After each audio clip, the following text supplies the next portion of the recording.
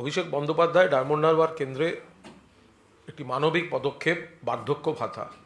আপনারা জানেন কেন্দ্রীয় সরকার বিপুল টাকার বকেয়া রেখেছে বাংলার, ফলে বাংলার বহু কাজ খানিকটা প্রতিকূলতার মধ্যে গিয়ে পড়ছে। তো সেই জায়গায় যখন অভিষেক বন্দ্যোপাধ্যায় বার্ধক্য ভাতা বিকল্প পদ্ধতিতে একটা দেওয়ার চেষ্টা করেছেন এবং করে দেখিয়ে দিয়েছেন যে কথা রাখা যায়, তখন অরূপবাবু যা বললেন, শুভেন্দু অধিকারী, অমিত মালব্য এরা নানা ধরনের কুৎসা করছেন। দেখুন, এই যে বড় বড় কথা বলছে শুভেন্দু, যে নিজে সিবিআইয়ের এফআইআর নেমড চোর, বলছে আয়করকে চিঠি দিলাম। অভিষেক বন্দ্যোপাধ্যায় যে পদ্ধতিতে এই বার্ধক্য ভাতা দিয়েছেন সেটা সম্পূর্ণ চেকের মাধ্যমে এবং ব্যাংক ট্রান্সফারের মাধ্যমে। ফলে এই আয়করকে চিঠি দিলাম, কালো টাকা সাদা করা হচ্ছে, এই ধরনের কুৎসামূলক যে কথাগুলি, সেগুলি কোথাও ধোপে টিকছে না। কারণ চেকের মাধ্যমে যাচ্ছে এবং ব্যাংকের ট্রান্সফারের মাধ্যমে যাচ্ছে, এবং এটা যেভাবে এমনি করেছেন একটা সাংগঠনিক চেহারা এবং আরও বেশি মানুষকে সামাজিক দায়বদ্ধতার মধ্যে এনে 16,380 জন স্বেচ্ছাসেবক স্ব ইচ্ছায় যারা এই ধরনের কাজ করছেন তাদের একজোট করে এনে সকলের কন্ট্রিবিউশন এক জায়গায়, এবং সেটা ব্যাংকের মাধ্যমে এই বার্ধক্য ভাতাগুলি দেওয়া হয়েছে। ফলে এতে শুভেন্দুদের গা জ্বলবে, বিজেপির গা জ্বলবে যে এই ধরনের একটা উদ্যোগ, মানবিক উদ্যোগ, সেই কারণে তারা ইনকাম ট্যাক্স বা এই ধরনের কথা বলছে।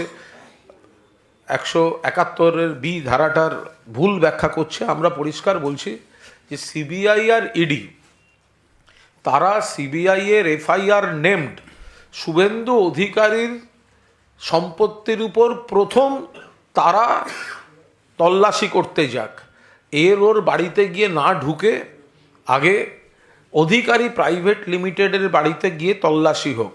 সিবিআইয়ের এফআইআর নেমড, অথচ সিবিআই তার দিকে তাকাবে না বিজেপিতে আছে বলে, আর সে অন্যের দিকে আঙুল তুলে যাবে, কাঁচের ঘরে বসে ঢিল ছুঁড়বে।